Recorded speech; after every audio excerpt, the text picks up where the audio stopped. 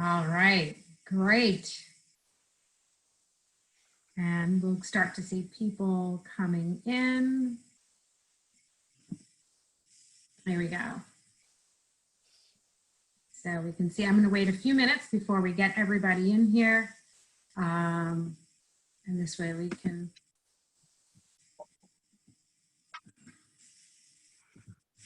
All right.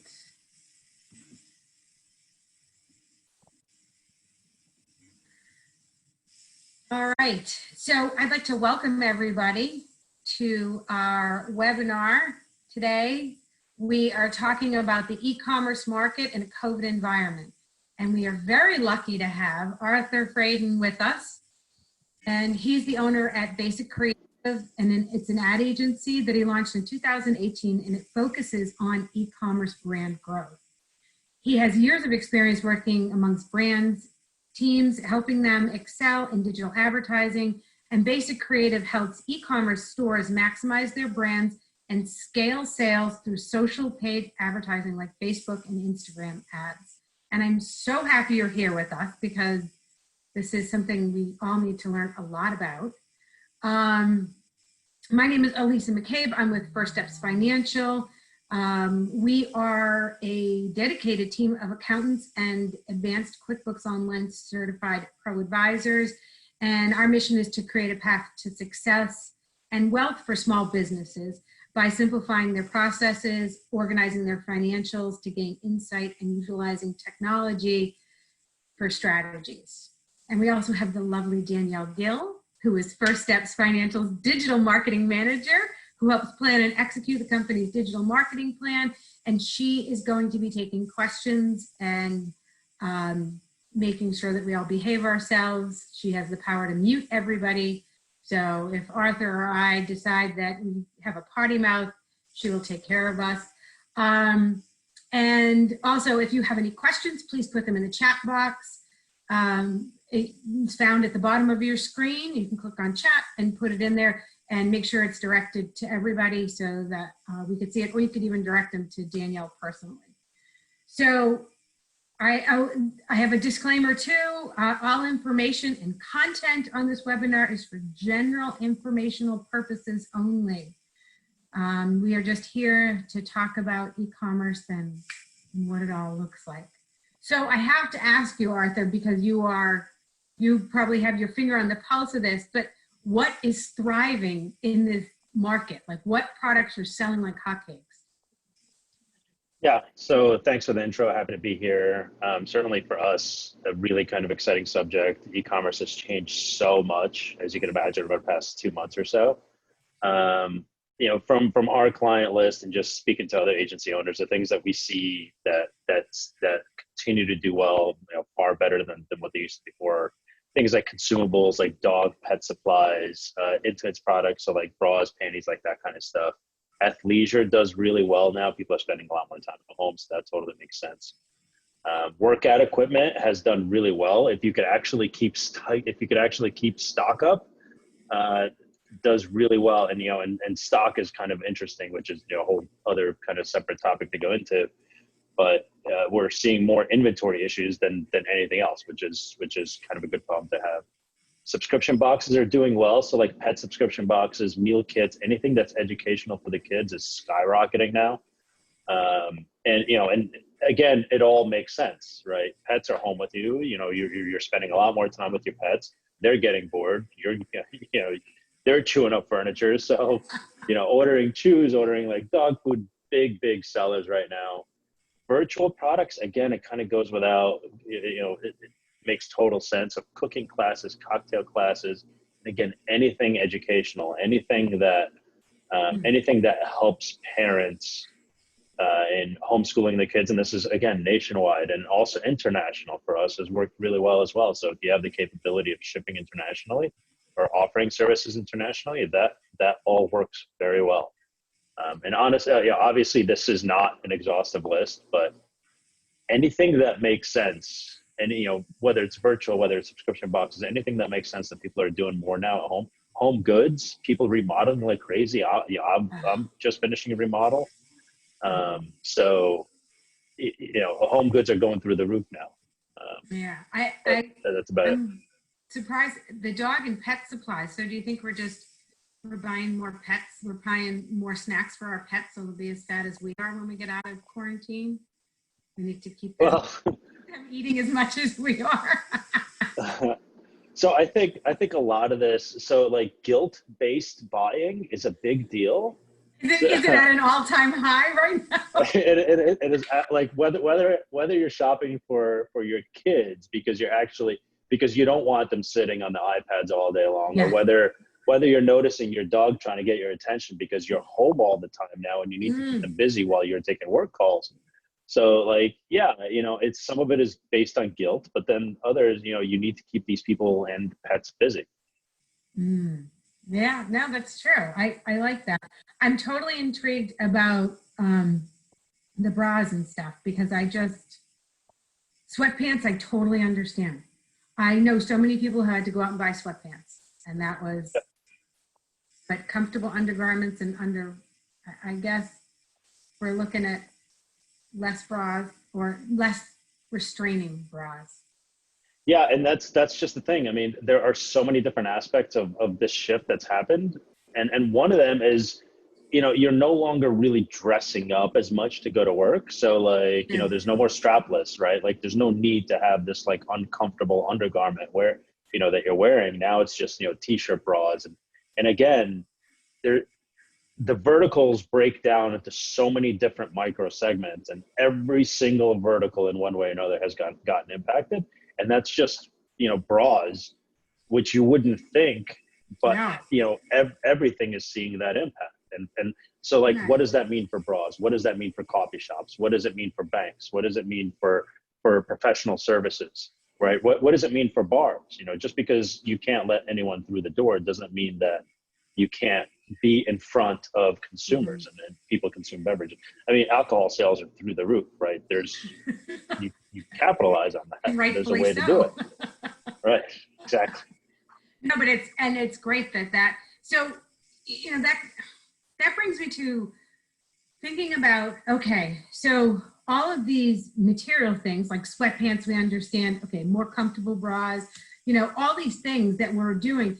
So it's going to have to make, for example, for me, for my business, I need to move to selling more online. I'm not doing networking.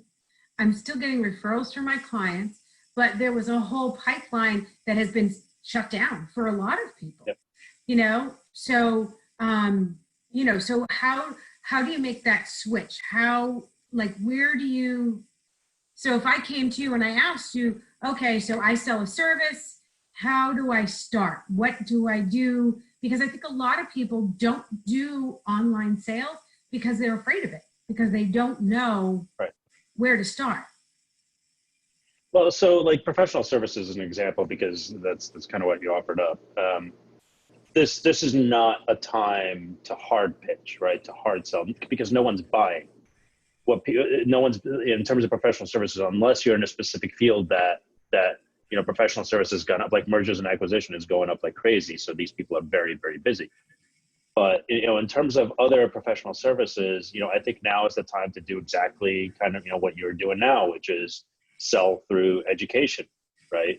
You're good at what you do, and you want to kind of show people, in mass, without being in front of them physically, that that you're an expert in your field, and that you're here if they need you. And switching over to e-commerce, it's that the same principles can kind of apply. The messaging is very different now, and messaging changes whether you're doing Facebook ads, whether you're doing Google ads, whether you're doing whatever email campaigns or affiliate marketing. The messaging over the past 2 months has shifted dramatically, right? So the ad creative that you use in January is not the same ad creative that you have now, because people's circumstances shifted. It's 180 degrees. It's a complete shift, right? So the way that you approach your customers, whether it's professional services or e-commerce, and whatever you do in e-commerce, that messaging has now shifted to take into account people's current circumstances. And the messaging shifts between early part in March versus late part in March. And it shifts in April when people get their stimulus checks versus when people have finished spending the stimulus checks towards the end of April. And May messaging is completely different because now things are starting to open up a little bit again. And, you have to keep that in mind. Otherwise it's, worst case scenario, you'll appear tone deaf, and best case scenario, you'll still end up selling through, but not taking advantage of the current market. Okay. So, all right. So I've decided I want to do this. I want to do more than what I'm doing now. I think I want to buy Facebook ads. What does that look like? Like how do I figure out a budget? How do I get started with that? So this really depends on the vertical that you're in. I strongly recommend either doing a healthy amount of research to begin with, or finding a good person, a good agency maybe, or a good consultant, freelancer that either you trust or that has come highly recommended, because there's a lot of noise in the space, especially these days. And laying out what you do and being open to how you're going to accomplish your goals now, and maybe shifting around those goals as well. Okay. And because I've seen a lot of small businesses and medium-sized businesses, whether it's e-commerce, or I've consulted with kind of, like smaller Main Street shops, where most have tried Facebook ads and most have either failed with an agency and have sworn off Facebook ads, or others have failed personally and have sworn off Facebook ads. So Facebook advertising, paid social especially, is a complicated beast. It really is complex. It's that complicated for a reason. The ones that know how it works, the ones that understand the process and the system, can really make it work to their advantage. And there's tons of case studies, both inside my own agency as well as others, that showcase just that. You can start off from zero, right, and then spend profitably within 6 months, $3,000-$4,000 a day. Right, that is possible, but you need to really understand the logistics of it, and you need to tailor the message. So what do you think is like the minimal budget that you would need to get in there? And and there must be formulas. We had talked before about like the lifetime value of a client, or how much spend for how much you get in return on that investment. Do you have any advice on that? Yeah, I mean, again, a lot of this depends on what your average order value is. Again, if you're a solar panel installer, and every win that you have is worth $40,000 over the lifetime of that, you're not going to spend $500 in your first month to try and acquire a $40,000 customer. The numbers just don't work out. If your product is $100 average order value, then on a daily basis, I would say that you probably want to spend around $500 or so. I don't recommend starting out anywhere below about $2,000 a month. It's just even at $2,000 a month, between that like $2,000 and $4,000 mark, you can make it work. It'll just take you longer to get there. The more budget you have, the faster learnings, the more learnings that you'll be able to do a lot more audience testing, a lot more creative testing. You'll get to your end result, which is profitability, sooner. And chances are, unless you've got some kind of like a highly visceral, very Facebook friendly product with a good targeted audience, your first month is not going to be profitable. I would look more towards like month 2, month 3, like that 60 to 90 day mark, to look for signs of profitability. And that's when you'd start to gauge if your campaign is going well. Like you can't make a judgment after a month, or can you? Like, is there certain, from the analytics that you get from Facebook, can you say like, okay, we're going in the wrong direction, we're not getting enough traction, we need to move this? Is that, or do you let it run for 3 months and see what happens? Yeah, so I mean, it's a beautiful platform with all of its kinks and quirks. It's a beautiful platform, and you start to see learnings. Again, as long as your budget is there, you start to see learnings within the first couple of weeks. Within like 2 to 3 weeks, we start to kind of like say, okay, these ads are working really well. We like the signals that are showing here. These other ads not working so well. We're not going to go down this path again. We're going to shut down those ads, and we're not going to build any more ads like it. Right? Same thing with audience testing. These audiences work really well. We're going to stick with these audiences. We're not going to mess with it. And we're going to start testing ad copy against, and new ads, new imagery, new videos in just these particular audiences. And like the learnings will keep coming. The signals will start to get better. You'll start to see, again, as long as you're working with someone or you've done enough research on your own that you could kind of tell what those signals are. And there's a lot of acronyms that I could throw out, but for the sake of this call, I won't do it. But you'll learn more and more, and you'll start to see improvements even within the first month. The profitability is going to be elusive until like 60 to 90 days. Okay, so you're talking about these metrics and these things that we can. So if we hire somebody, they would tell us them. If we did this on our own, can we see them on Facebook? Like when you do a Facebook ad, can you see these metrics, or is it something that a company has more access to? Like your company has better analytics? So yes and no. We will always make, and most good advertising agencies will have full transparency in terms of analytics and in terms of the account itself. So that's probably one way to know whether the person or agency that you're working with is reputable. You should have access to all of the things that they have access to. Okay. And whatever metrics they see, you can also see as well. And they should be able to explain those metrics pretty well.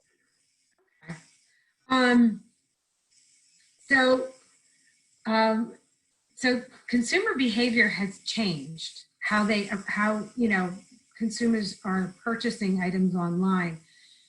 How can we stay ahead of that? Are you aware of trends before they happen? So when COVID happened, we had no idea what was going to happen out there. And now that we kind of have a handle on it, how do we stay ahead of it? I mean, so I'm marketing my company out there. I'm on Facebook. You have this great campaign set up for me, and everybody's released back out into the wild. And so we're all back out there. And then how do we figure out what to change? Is there something that you can do that can help us change that, or? Yeah, so it's a good question. It's really hard. The long and short of it is it's really difficult. And most accounts will be very reactive. And the measure of success for the highly reactive accounts that kind of wait for a change to happen is how long does it take for you to shift into that new reality? With COVID, no one could have possibly predicted it, right? I mean, there's no way that you could think to yourself, okay, you know what? There's this virus that's going on in China. What's going to happen if it comes onto the U.S. and what does that mean for my product? You would have been crazy, right? Because what if it didn't come? I know. And nothing like this has ever you would have happened. shifted everything. Yeah. But there are things like with some of our clients, with all of our clients, the stimulus check was a big macro event last month, right? And we knew that was coming. That's something that we kind of monitored because we know that stimulus check, depending on the audience, for luxury products, maybe it wouldn't have impacted so much, but even with luxury products, there's still an impact. If customers are getting this quote unquote free $1,200 in the mail or $2,000, depending on family size in the mail, they're going to spend that money. And they did in a big way, right? And because we were able to kind of foresee that coming, because we see the same thing with tax returns and paydays to some extent. There's 2 Fridays out of the month or the first of the month are big spending days because of payday. I don't know what the metric is, but there's a huge percentage of the US population that lives paycheck to paycheck, and that's when they spend the money. So, that's just, it is what it is. But if you're able, if you're monitoring, especially nowadays, what's going on in the world, and that a stimulus check is coming down the line, you better be ready. If you're going to spend money, that's when you're going to spend enough to advertise on Facebook. And then there's micro events too. We had a client where, it was keto cookies, keto snacks, right? Yeah. And for whatever reason, their daily performance was tied to the stock market, right? So if the Dow ended up, their sales would be up. If the Dow ended down, then we know to slowly, little by little, cut down spending on that day because we know that we're not going to end up. And sometimes it gets that granular, especially on accounts that are spending a lot of money. Wow, that's amazing. So you talked a lot about like products. Is there any kind of, have you seen a pattern for services? So you're saying like, products are, flying off the shelves and they're spending so much more when you get the stimulus check, paychecks, things like that. But I wonder if, have you seen anything? I mean, again, we're in unprecedented times. Things are not being sold, as much. Services have not been sold as much online as I think they're going to be going forward. Absolutely, and I couldn't agree more. Like this is one area that we're really kind of focusing on. We've always been around e-commerce, but honestly, the metrics are so similar between services and e-commerce that it's kind of a shoo-in. I think that a lot of e-commerce businesses are also transitioning to service businesses. Like, look at bars, for example. You're no longer really selling a product aside from like pickups here and there and some delivery, cocktail delivery, that kind of thing. But these businesses are transitioning to like, here's a virtual cocktail class. And think about it, right?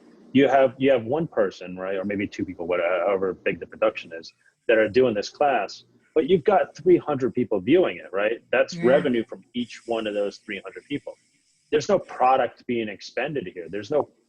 Aside from production costs, there's no cost. Like, you're not making cocktails for each and every one of these people. This is a huge opportunity, right? And especially when it comes to education. I mean, think about it. The next thing that's going to come out, you asked the question about how do you kind of plan for this and what do you look for? There's a big chance that day camps are going to be closed across the country. Oh, they are. All my kids, all their camps are closed. My kids have no camp to go to this summer. It's awful. But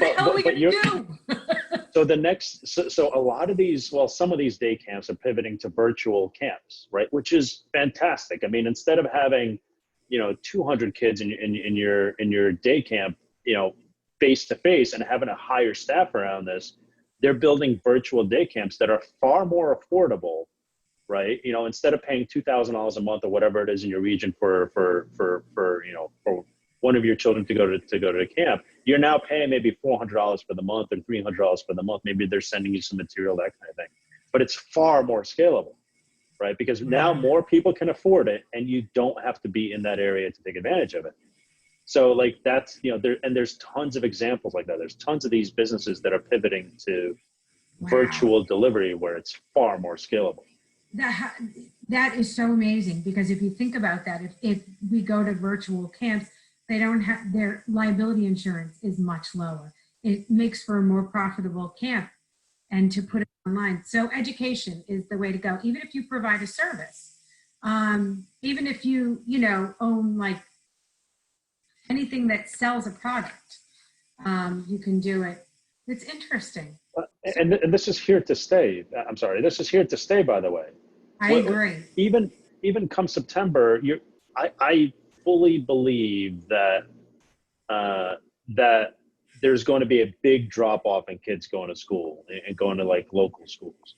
Maybe it's not 50%, but even if it's a drop of 10%, there's 40 million kids in the US. That's 4 million kids, and now their parents. That's your target audience. Yeah. Right, and they need some kind of they need the curriculum. They need things to do at home. Yeah, no, I totally agree with you on that. I actually was listening to a podcast, and it's a gentleman who wrote the Tuttle Twins, which are children's books that teach about capitalism and all these things. And I don't know if he did an independent poll, but they said that 52% of parents are actually don't dislike the homeschooling. And even if a small percentage stay there, that educational market is going to boom. Yeah. And I think it's going to shift dramatically. My school just released an email, my kid's school, about 3 days or so ago, where they're looking into having joined classrooms next year, like 3rd and 4th grade. Right. So like that's a big deal. That has never happened before. And why is it happening now? Because I think that they're foreseeing a drop in attendance. Wow. That's very interesting. So, okay. So I have a service-based I'm service-based. So I should really be focusing on education and providing education to my clients. Do you think that like people's audience is changing now that I'm thinking about that? Because my clients don't really, so, you know, we do financial services, we do bookkeeping, we do, you know, automated systems and things like that. My clients don't really want to learn that. They don't want to be educated on that. But I guess if I could educate them on the things you were talking about, like the lifetime value of a client, what is that? And then that would help them to be able to create that marketing budget that everybody's going to need now, because everyone's going to have to do e-commerce. So Yeah, I mean the numbers change dramatically. You know, how if you're just getting into virtual services, let's say you were a bar and you're just getting into virtual services, how do you come up with these numbers, right? How do yeah, you know how much you could spend to acquire, because there's always an acquisition cost. yeah, How much can you spend to acquire one person to your class, right? And then you have to factor in the long tail, the life of that customer. Now, in the beginning, it's very difficult because you just don't know, right? You don't know what your churn rate is. You don't know how many people, you know, continue to come back class after class and paying for every single class. You don't know, you know, your initial order value might be $30, but your lifetime value over the next 2 years might end up being something like $120. And that's not out of the realm of possibility at all. A 4X lifetime value, it, you know, adds up. The numbers make sense. So, you know, there's a lot of this kind of like, a lot of this stuff that kind of, you know, that you have to kind of take into account when launching something like this. And yeah, the consumer is totally different now because they're looking at very different numbers. You're getting people that are entering into the virtual space that have never been there, right? yeah, So these people, like in your example, in a financial example, maybe they haven't needed your kinds of services when they were running this like small restaurant on Main Street. But now that they've got this large income stream and, you know, and a full production setup, they're going to need completely different kinds of services. They're going to be sure, hiring marketing consultants and financial experts, you know, and attorneys, you know, whereas before they had, you know, all they needed before was cooks and dishwashers, right? So their yeah. business has changed completely. That's a great point too. You had told me before some statistics about Starbucks, about how much they spend and what is their lifetime value on a client? So I think it was somewhere around, and this constantly shifts because of the nature of lifetime value, but I think last time I checked, it was somewhere around $140, right? So like Okay. when you think about it, a cup of coffee is $5, or I don't know how much. Starbucks is like $4 or $5. Nobody But knows how much they pay for coffee, by the way. Do you know that? no, Starbucks was very good at this. Yes. Before that, I mean, you know, I'm going to go get my dollar cup of coffee. Now it's like, it's anywhere from $2 to $5. It's kind of crazy. Yeah. But anyway, so there's a reason that Starbucks can afford to spend, let's say, $40 to acquire a customer, because they know that over the course of the value of the life of this customer, their total value is $140. And that's how you grow. Because if they were thinking like, okay, I got to be profitable on this first cup of coffee, their Right. cost of customer acquisition, their acceptable cost of customer acquisition would have stayed at like $2, right? And they wouldn't have been Starbucks, because they would have hamstrung their marketing efforts by that much, right? Right. I had one client that needed to be profitable on every first sale, and then finally we went back to them and said, listen, like, you're a subscription service. 50% of the orders that come through subscribe, right? The lifetime value on the subscription customers are $250, right? We have to take this into account. So what we did was we went from having to be profitable on every first sale to just, you know, and so on every, you know, their average order value was around $50. If we can have a $50 CPA goal, if we can just cover that initial order and take into account lifetime value, we'll be profitable across the lifetime of this customer, right? So what ended up happening was we increased, you know, thanks to this new goal, we increased their ad spend by literally 10x. We went from spending $30,000 a month to spending $300,000 a month, and they grew their business exponentially. You know, they got into new funding and it had, you know, obviously, you know, their best months ever in existence. It opened up doors that would have never been opened up before. Wow. That's amazing. So, okay. So you said to jump into this market, you're thinking you would need to start with about $2,000, and you also need to know the lifetime value of your clients. So you need to have a good idea of what that is. Unless you're a brand new business, then you have no idea. Or To be open to it. There are many, like, sorry, we help a lot of, and most consultants will help identify what your actual lifetime value is. It's not a hard metric to do. But be open to the idea of this initial order that you're now bringing in, you're creating a customer as opposed to just grabbing the revenue from that initial sale. So what is that customer worth? so that's interesting. So even though we're doing it online, you're still building a relationship because, you know, when you're going up networking, they're always, you know, oh, you're building relationships. So, and I've found this a lot lately where people are like, oh, you can't do this online.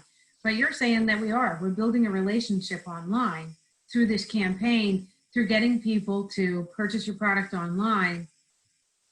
Wow. So that's a really interesting concept to have someone get your idea online. Do you help with Like, building that? with the what? I'm sorry. And can you help them with the campaign of how to make someone understand what they're doing? Say somebody, you know, like owns a bar and they want to start making these cocktails. How do you, you know, do you help with them to build the campaign of how to make people understand what they're doing? Yeah, so like with that specific example, so we've talked a lot about customer acquisition, right? Acquiring new customers. What we haven't really touched on is retention. So how do you, without being in front of them, without communicating to them and saying hi when they walk into the bar and making good drinks, that kind of thing, how do you kind of keep that relationship going? So there's the acquisition side of things, which is like, you know, Facebook ads is great at acquisition, Google ads is great at acquisition. There's a lot of other good acquisition sources. On the retention side of things, we're talking about things like email marketing that are, you know, you're sending out emails to your existing customers to kind of get them to re-engage. SMS messaging works really well. Facebook Messenger works really well on the retention side of things. You know, loyalty programs, that kind of thing. So as a new business, this all kind of has to get crafted. You're not going to increase your LTV unless you have a way of retaining that customer. You know, and good product is not enough. You know, you'll have a natural kind of repeat business rate, but without a proper retention program in place, you're 100% leaving money on the table. So Wow. having a good email marketing program, an SMS strategy, you know, a general existing customer reach out strategy is paramount. You really want to be, you know, for good lifetime value, you really want to be at like 30% or greater in terms of customer repeat business rate. Wow, that's really interesting because I think a lot of times when we think about e-commerce, we think about just getting the sale, and having that secondary step that you have to plan out. Okay, how do I keep that client coming back for more? And email marketing and SMS texting, and doing Facebook messaging. That's so you have the capability to do campaigns where you can send out texts to your, I mean, I get them occasionally, but I hadn't really thought of it as a reinforcement. They work really well. Yeah, because you kind of get to the personal individual. Oh, that's But if you think about it, the average open rate on an email campaign, again, depending on the nature of the campaign, could be maybe 20%. The average open rate on SMS is 97%. wow. Right? And it's similar You can't with Facebook resist. messaging. You can't resist. If you get a text message, what are you going to do? Leave it there? You have to see who it is. Exactly. That's great. And so then it keeps you top of mind, you know, whether they're seeing you on Facebook and now they're seeing you in a text message on their phone. That's really, I never even thought about that secondary part. Okay. So we've got the client, we've retained them. Is there anything else that I missed? Like if you were with a new client, I was your new client and you're telling me all the things I should do. Here's how to sell your services. We have a budget in place. I know the value of, you know, the lifetime value of my client. I know how much I want to make. I know, you know, if I spend this much money, this is how much money I want to make. I have all those numbers. So we're learning how to acquire them. We've got a plan of how to retain them. Is there anything else that I'm missing? Like what would Yeah, just So when you hire a professional, if you hire a professional, just know that so they've been through this before. They understand the space that your business lives in a different way than you do. Mhm. You will always know more about your business than they do, and eventually you build a rapport where you're very kind of neck and neck. They know the space that your business lives in, and they're going to offer suggestions as to like, okay, this is the messaging that I think we should try, or like this is the audience that I think you should go after. Just trust them in what they're doing. Again, as long as they're vetted, et cetera, et cetera. But it's all possible. There's a lot of businesses that have been completely upended. There was one that was a strictly gym, like local gym based business that you had to show up for this business to work. Now they're offering virtual training classes and they're doing better than they ever have. Right. So like these Crazy. pivots are happening all over the place. You just have to kind of start going down that path. And once you've kind of figured out like, it's not going to work well if you reach out to me and say like, hey, I'm a bar, what do I do? Right. We kind of want you to be a little bit further down the road, because what's going to happen is you're going to have so much friction in the things that we want you to do. And now you have to become whole with all this, right? You have to want to exist in this other space, So you're gonna have to be right? willing to change, is what you're saying. So Exactly. someone can't come to you and say like, "Hey, I'm a coffee shop. What do I do now?" What? So what Right. should they come to you with? Should they come to you with an idea of how they see themselves going forward in the market? Like, what do they?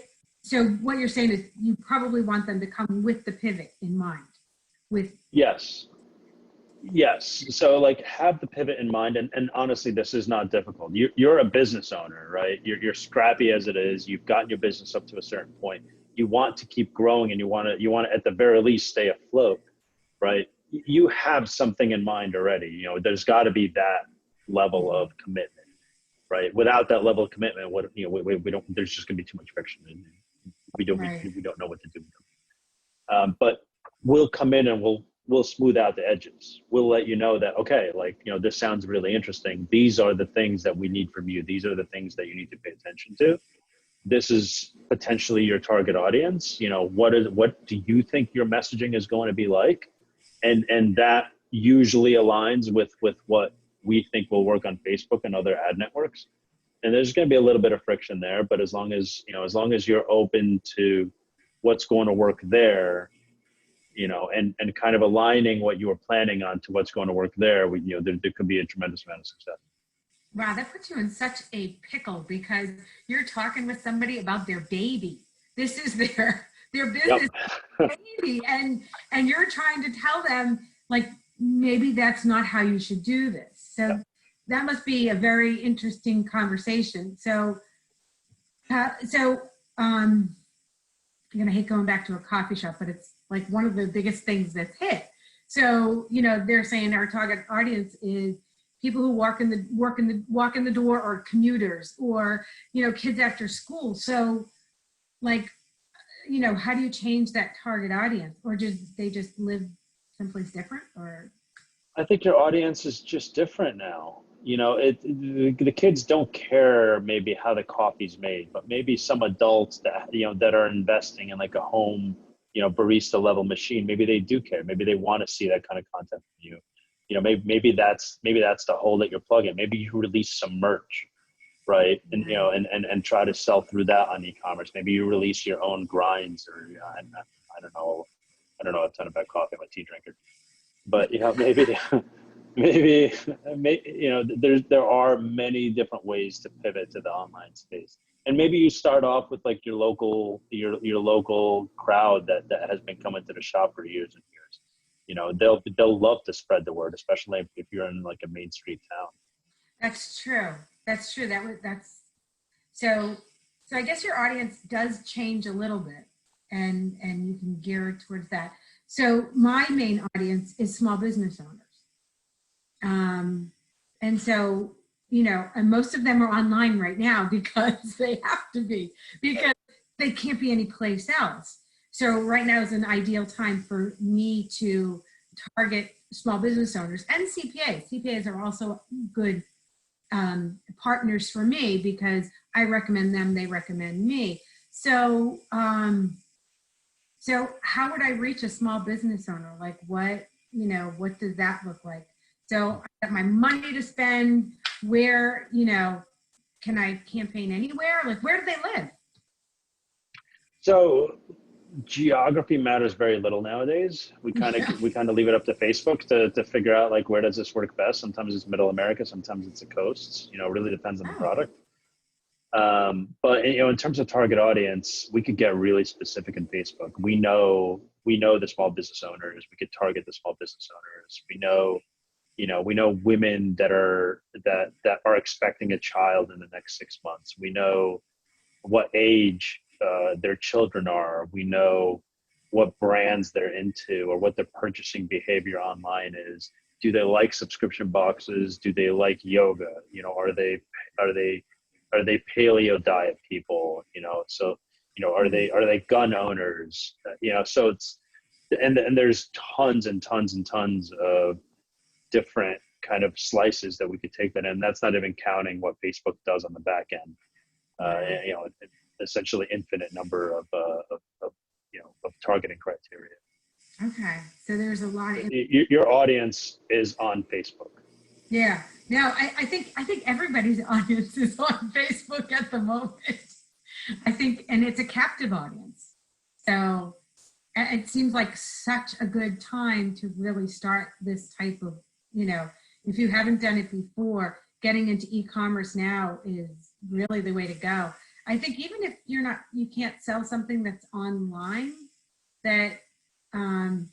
so I heard of a really good pivot. I have to share this because I thought it was amazing. So there was a gentleman who owned a strip club. He had cooks, bouncers, and the strippers. And he wanted to keep everybody employed. So he says, all right, how can I do this? So he's doing takeout. So the cook is making from the bouncer is driving the stripper to the house for delivery. The stripper delivers the food and does a hoochie coochie dance, and it's included in the price of the food. So that's brilliant. Isn't that fantastic? Great? That's awesome. Yeah. So advertising that will be interesting. Those are some interesting ads. It would be so interesting, wouldn't it? But even if you're providing a service that still happens outside of the internet. But it's such a It's like a perfect example. You really like the old cliche, like think outside the box. That's literally like you are a small business owner. That's literally what you have to do now is think outside the box. You're good at this. You just have to be okay with it. I love that. I know that was the best thing. So, so even if you do provide a service that can be performed, in a different way, we still need to get an e-commerce market going.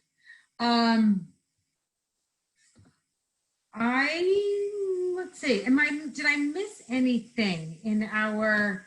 I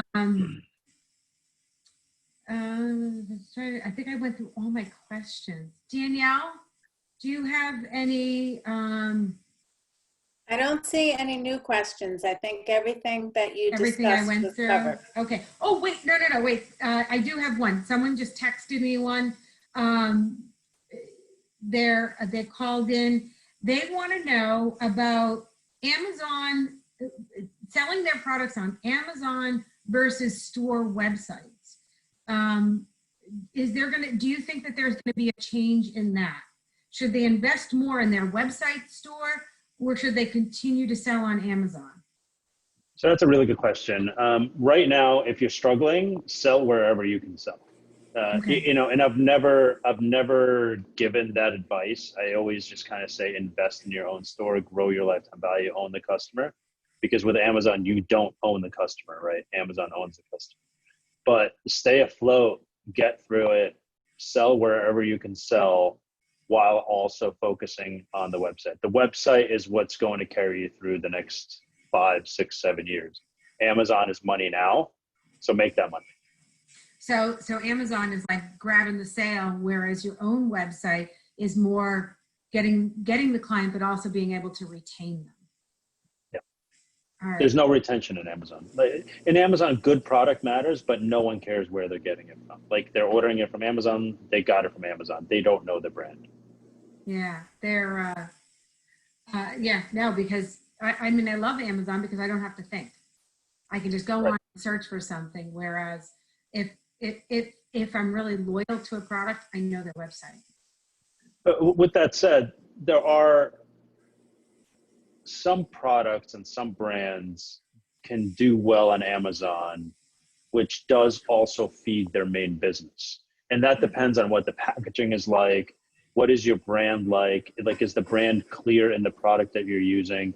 Is it a brand focused product where you're really getting involved with the brand to actually use it, right? Like a towel, no one cares where you got the towel from.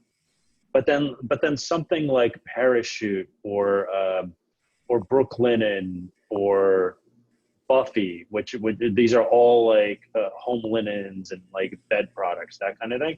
People care about this stuff because, you know, they're invested in the brand. They're going onto the website and buying it from the brand itself. Like those brands will not have worked well on Amazon unless the branding is so strong and you're so happy with the product that you want to tell other people about the brand and not, hey, I bought this thing, I bought these sheets on Amazon.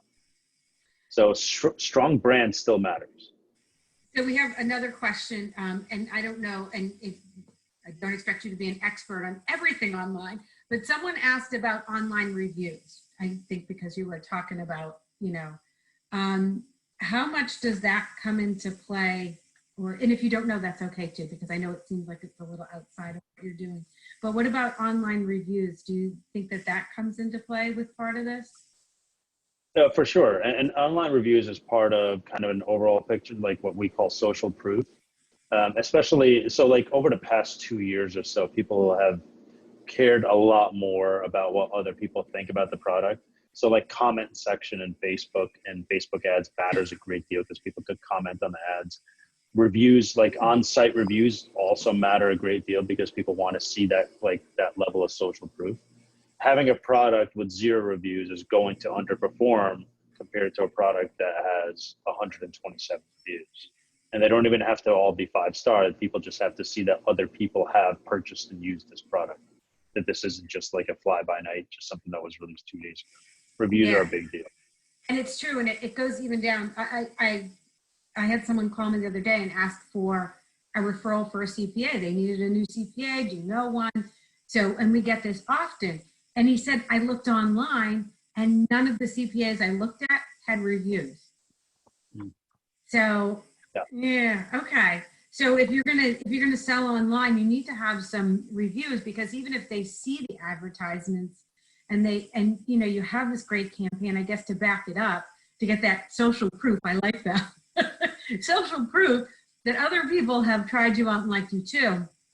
That makes a difference too. So you have to have, wow, it's really interesting because, you know, at first when I started talking to you about e-commerce and, you know, creating a campaign and getting on Facebook and Instagram and doing all ads and things, I didn't realize how many steps and how many layers there are to it that really go into it. And it's not all just maybe hiring a company like yours to say, here you go, run with it. And we just sit back and wait for the customers to come pouring in. Right. We actually have to engage in it too. It has to be more of a partnership, that we work with you and bring ideas to you. You take those ideas, develop them, come up with the budget and how it's going to be done, and then alter it as time goes on. But we also have to be there and make sure our clients are given reviews and stuff, you know, and backing that up. And then we have to come up with that secondary campaign of that customer retention. And as long as our client is malleable and you know, and the relationship is frictionless, and that, you know, they listen to us, and like you understand your business obviously, but we know what's going on the social side. You want clients that listen to you? Oh, I'm sorry. There's a reason I bring it up. It's a prerequisite. It's a prerequisite. But I totally listen hear to us. you. We know what we're doing. Yeah, we know what we're doing. Trust us.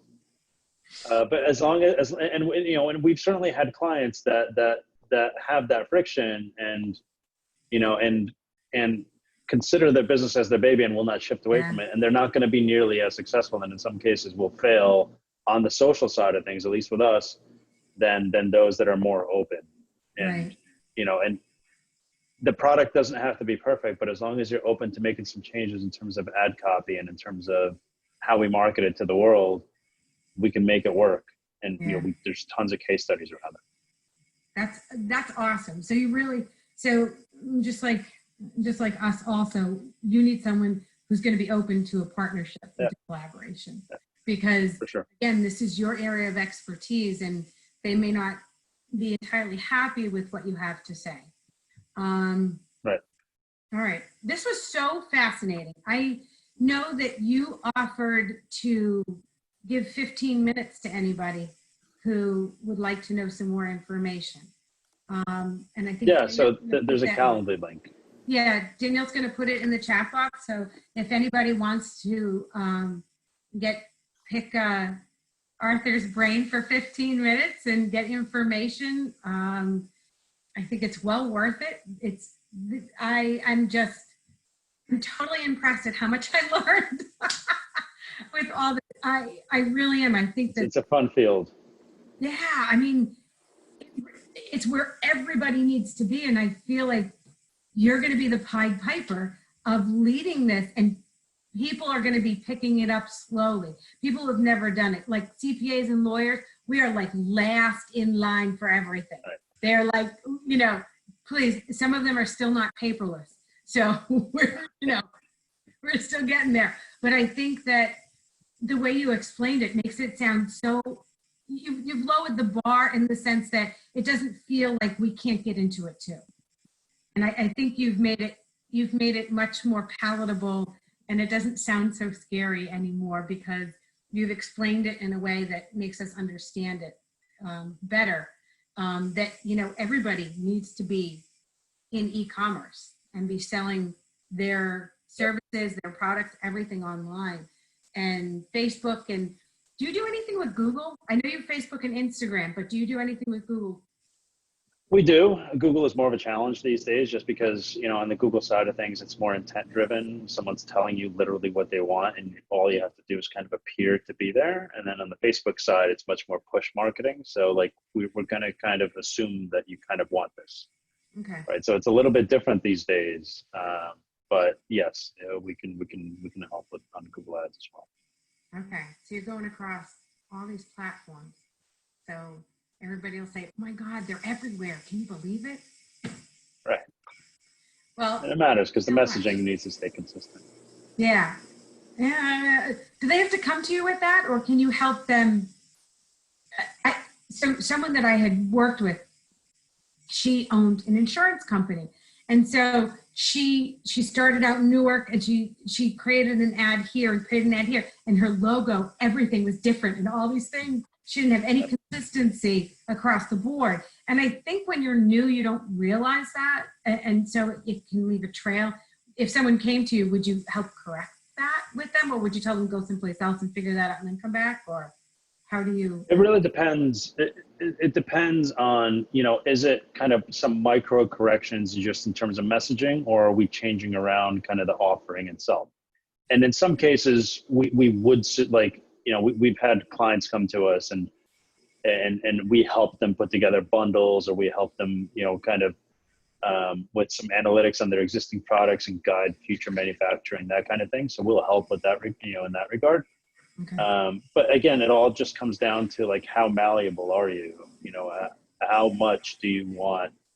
You know, how are you willing to go beyond kind of the bounds that you've set for the business to begin with? Okay. And we'll help. Of course, we'll help because it benefits us just as much as it benefits you as a business owner. Absolutely. When you get a client, you help them create success. It's your success too. So right. That's right. awesome. Exactly. All right. I feel really good about e-commerce now. Thank you so much. My pleasure. I am going to go out there and sell my stuff online. Do it. A lot of business out there. Thank you so much. Enjoy your weekend. It's Memorial Day weekend, which nobody cares. Likewise. Everybody has every day at home anyway. So right. It was great talking with you. And we're going to make this recording available to everybody that was here, and we're going to post it on our website and on YouTube, and Arthur's going to post it on his website and be available through him also. All right. Thank you very much. Thank you, Danielle. Thank you, Arthur. Thank you. Thanks. Have a good weekend, guys. See ya. You too.